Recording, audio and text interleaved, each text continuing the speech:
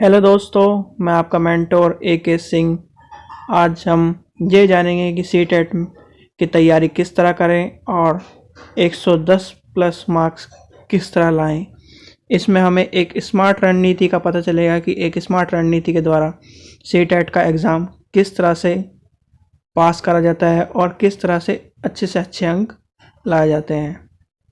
चलिए तो इसको देखते हैं, हमें क्या क्या कदम उठा के एक अच्छे अंक प्राप्त करे जा सकते हैं।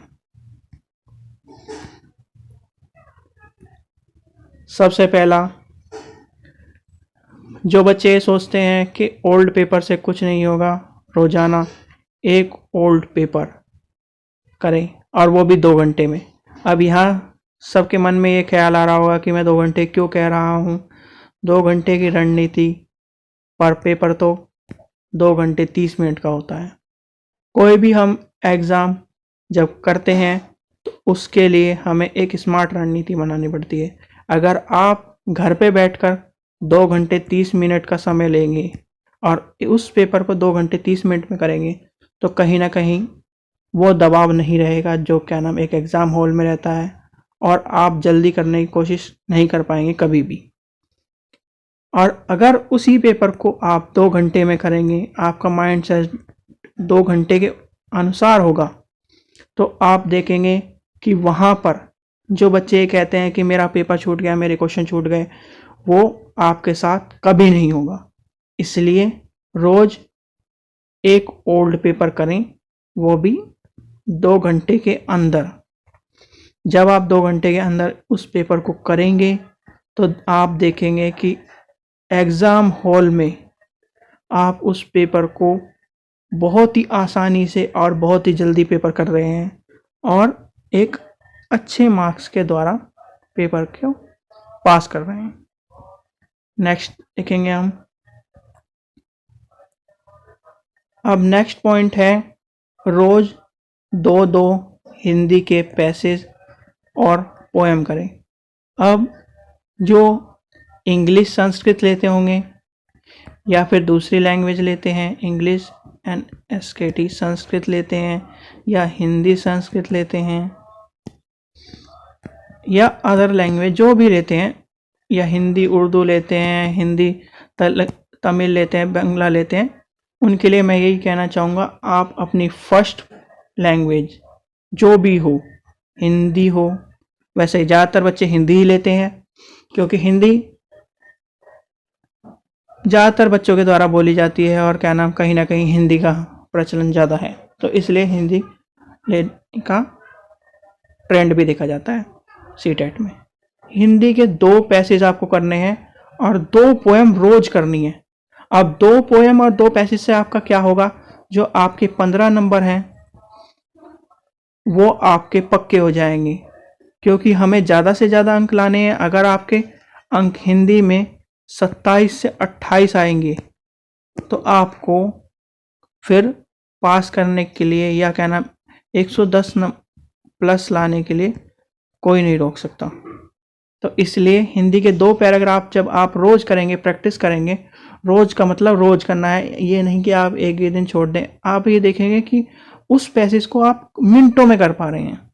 जहां आपका 5 से 6 क्वेश्चन एक पैसेज में आते हैं, वहीं आप उस पैसेज को देखते ही उस पैसेज को करते चले जा रहे हैं। आपने क्वेश्चन देखा, फिर पैसेज में देखा कि एक आंसर कहाँ पे है और आपने फटाफट आंसर कर दिया। इसी तरह पोएम का आप करते जा रहे हैं। तो रोज़ 2 पैसेज और पोएम करने हैं। अगला नेक्स्ट पॉइंट, बहुत से बच्चे ये कहते हैं कि 10-10 घंटे पढ़ाई करेंगे, हम 4-4 घंटे पढ़ाई करेंगे या कितने घंटे पढ़ाई करेंगे। वो एक इस तरह का माइंडसेट है कि ज़्यादा पढ़ने से ज़्यादा अंक ला सकते हैं, पर ज़्यादा पढ़ने से बच्चा होपलेस हो जाता है। कहीं ना कहीं उसका माइंड इस तरह प्रेशर में रहता है कि वो वहाँ पे घर में तो पढ़ लेता है, पर कहीं ना कहीं जब एग्ज़ाम में दबाव बनता है उसका कि 10 घंटे का, या उसका वो चीज़ें याद नहीं होती। तो आपको क्या करना है, रोज़ जो भी आप नोट्स बनाते हैं 2 घंटे उन्हें पढ़ना है। फिर 2 घंटे जो आपका पेपर कहा है मैंने एक, उसे करना है। 2 घंटे आप किसी भी ऑनलाइन जो भी आपको अच्छा लगे और आपको समझ आए और चीज़ें सही पढ़ाए, उसके नोट्स पढ़ने हैं या उससे पढ़ना है, या फिर बहुत से बच्चे ऑनलाइन कोचिंग भी कर रहे होंगे, तो 2 घंटे वहाँ अपना समय व्यर्थ करना है।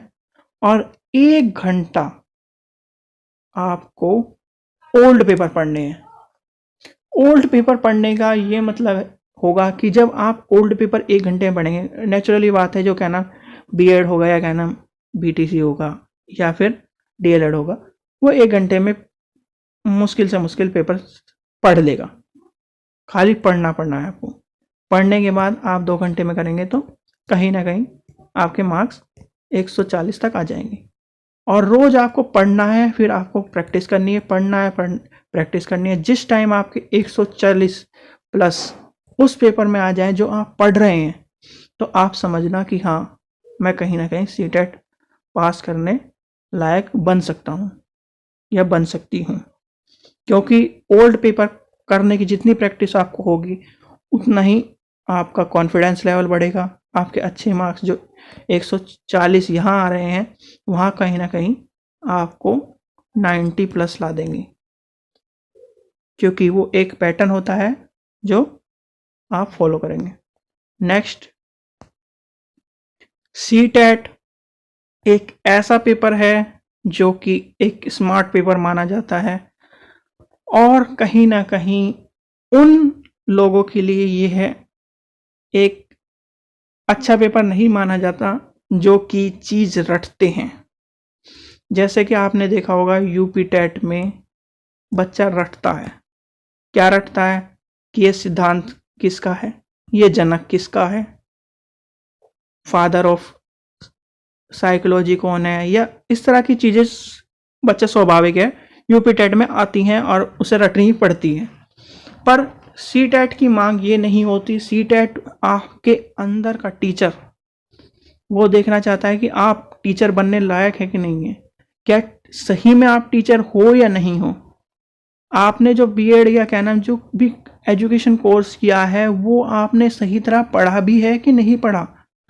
सीटेट ये देखना चाहता है, तो सीटेट देखने के लिए वो ज़्यादा से ज़्यादा 50% एबव पैडागोगी पे सबसे ज़्यादा ध्यान देता है।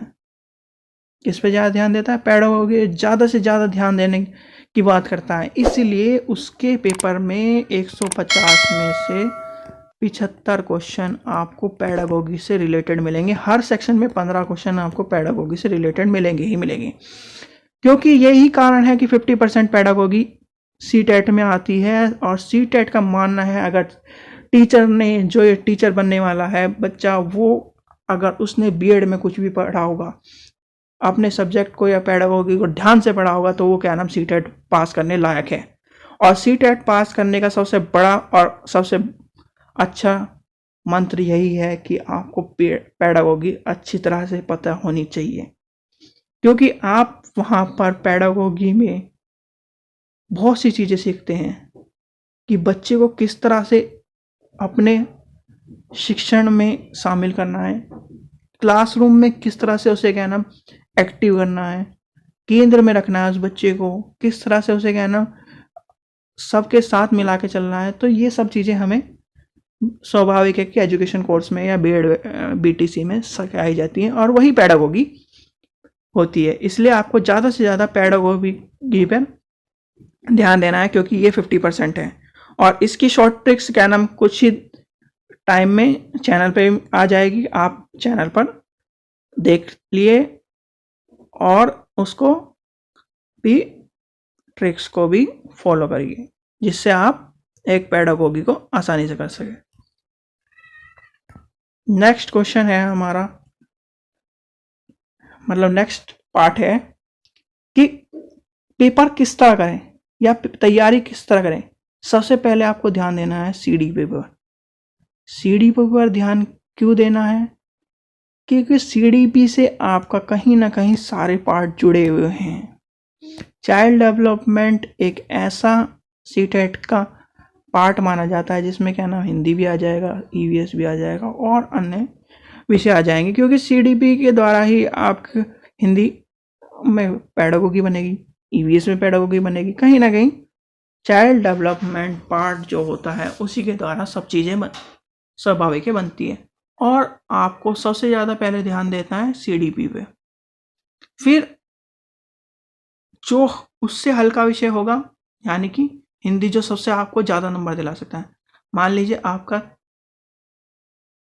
आपका 30 नंबर सीडीपी का है और 30 में से आपके, अगर आपने अच्छी तैयारी करी तो आपके 25 से 27 आ गए।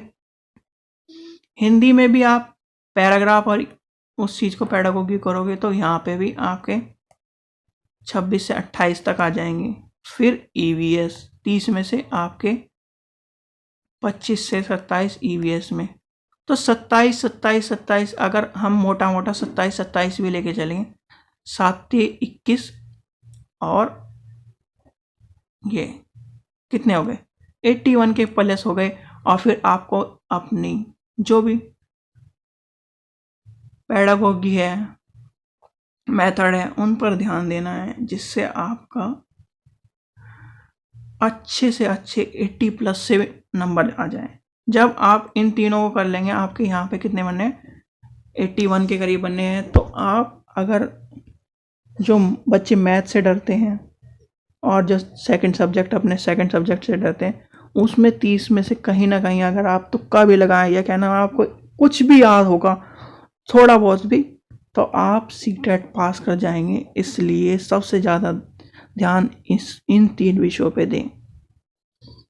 और ऐसे ही अगर जो पेपर 2 में है, पेपर 2 में भी आपको सीडीपी पर, फिर हिंदी पर और फिर अपने सब्जेक्ट पर जो साइंस के हैं वो साइंस और मैथ पर ध्यान दें, और जो एसएसटी के हैं वो एसएसटी पर ध्यान दें। क्योंकि अगर आपको पेपर पास करना है तो कहीं ना कहीं आपको स्मार्ट रणनीति अपनानी पड़ेगी। और स्मार्ट रणनीति का सबसे बड़ा यही उदाहरण है कि बच्चे को यही नहीं पता होता कि सबसे पहले वो सेक्शन कौन सा करें, किसकी तैयारी करें, और पेपर में भी वो उल्टे सीधे चलते जाते हैं। क्या नाम, पहले वो सीडीपी पे चला गया, फिर उसके बाद हिंदी पे चला गया, फिर उसके वो अपना मैथ में टाइम वेस्ट कर देता है। इस तरह से वो उसे कहीं ना कहीं क्वेश्चन भी छूट जाते हैं और एक स्मार्ट वर्क या टाइम मैनेजमेंट पेपर में नहीं माना जाता। तो हमें तैयारी भी यहाँ पे घर में उसी तरह ही करनी है कि जिससे हमारा एक स्मार्ट वर्क होए।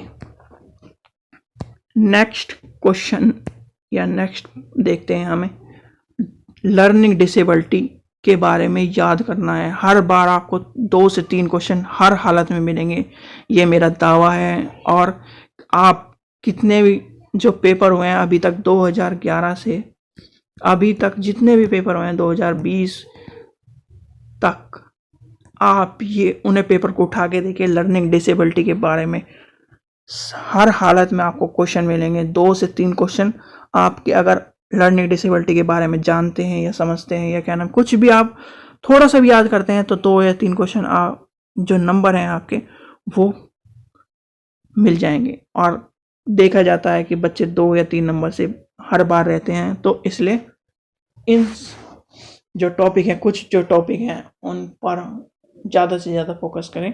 जैसे लर्निंग डिसेबिलिटी, हमें जब पता है क्वेश्चन आना है लर्निंग डिसेबिलिटी, तो हम क्यों याद ना करें उसके बारे में, क्यों ना, जैसे डिसलेक्सिया है, डिसग्राफिया है, कि डिसकैलकुलेशिया है, इनके बारे में हमें याद करना चाहिए। और स्वाभाविक है, हर हालत में क्वेश्चन मिलेगा आपको।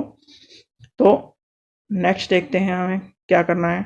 एनसीएफ, जब से सीटेट या एनसीएफ बना है तब से टीचर के लिए एनसीएफ 2005 बहुत ही मायने रखता है। एनसीएफ हमें ये बताता है कि बच्चे को किस तरह से एक क्लास का करिकुलम या क्या नाम, नेशनल फ्रेमवर्क जो होता है वो किस तरह का होना चाहिए, क्या क्या उसमें टीचर को ध्यान देना चाहिए, क्या क्या बच्चे के लिए हमें उसे एक्टिव करने के लिए क्या क्या चीज़ें करनी चाहिए। तो इस वजह से एनसीएफ 2005 पे हर हालत में आपको क्वेश्चन मिलेगा ही मिलेगा। और ये भी आपके क्वेश्चन 2+ या 2 तक मिलते हैं। तो आपके लर्निंग डिसेबिलिटी और एनसीएफ से आपके कुल मिला के 5 क्वेश्चन हो जाते हैं, जो 5 क्वेश्चन बहुत हैं, क्योंकि बच्चे एनसीएफ को हलवा बना रखा है सब ने कि क्या नाम एनसीएफ ये है, फलाना है, ढिकड़ा है। एनसीएफ कुछ नहीं है। एनसीएफ के में आपको, अगर आपने सही तरह से बीएड या क्या नाम कोई भी लर्निंग एजुकेशन कोर्स किया हुआ, एनसीएफ आप स्वाभाविक है एनसीएफ में भी वही चीज़ें हैं, कोई नहीं है। एनसीएफ में यही बताया गया है कि बच्चे को किस तरह हैंडल करना है, या क्या ना क्या क्या चीज़ें होती हैं क्लासरूम में, किस तरह से बच्चे को अच्छी तरह पढ़ाया जाता है और किस तरह से उसे जोड़ा जाएगा। ठीक है बच्चों, तो आप सबको ये सब चीज़ें ध्यान रखनी है। जब आप ये सब चीज़ें ध्यान रखोगे तभी आप एक स्मार्ट रणनीति के द्वारा पढ़ पाओगे, और पढ़ने के बाद अगर जब आप ये देखोगे आप में एक पॉजिटिविटी आ जाएगी। पॉजिटिविटी आने के कारण यही है कि अगर आप इस स्मार्ट वर्क के जैसे देखा कि आपको रोज़ पेपर करने हैं, और रोज़ पेपर कितने घंटे में करना है, 2 घंटे में। 2 घंटे में जब आप पेपर करोगे, आप करते जाओगे करते जाओगे करते जाओगे, जब इस दिन आपके 140 प्लस आ जाएं उन पेपरों में जो ओल्ड पेपर हैं, तो आप समझना कि हाँ मैं आज उस लायक हूँ कि मैं एक सीटेट को पास कर सकता हूँ। अगर आपको सीटेट पास करना है तो एक स्मार्ट रणनीति अपनानी पड़ेगी, और स्मार्ट रणनीति का सबसे पहला कदम यही है कि आपको ओल्ड पेपर 2 घंटे में करना है। ये ना देखें कि आज मैंने याद नहीं किया तो मैं आज पेपर नहीं करूँगा। पेपर करने का मतलब ये नहीं है कि आप दिन में याद करें और रात को करें। पेपर करने का मतलब ये होता है कि आज आपने 2011 का याद करा तो पेपर करना है आपको 2012 का, जिससे आपको यही ना पता रहे कि मैंने कौन से आंसर पढ़े थे कौन से नहीं।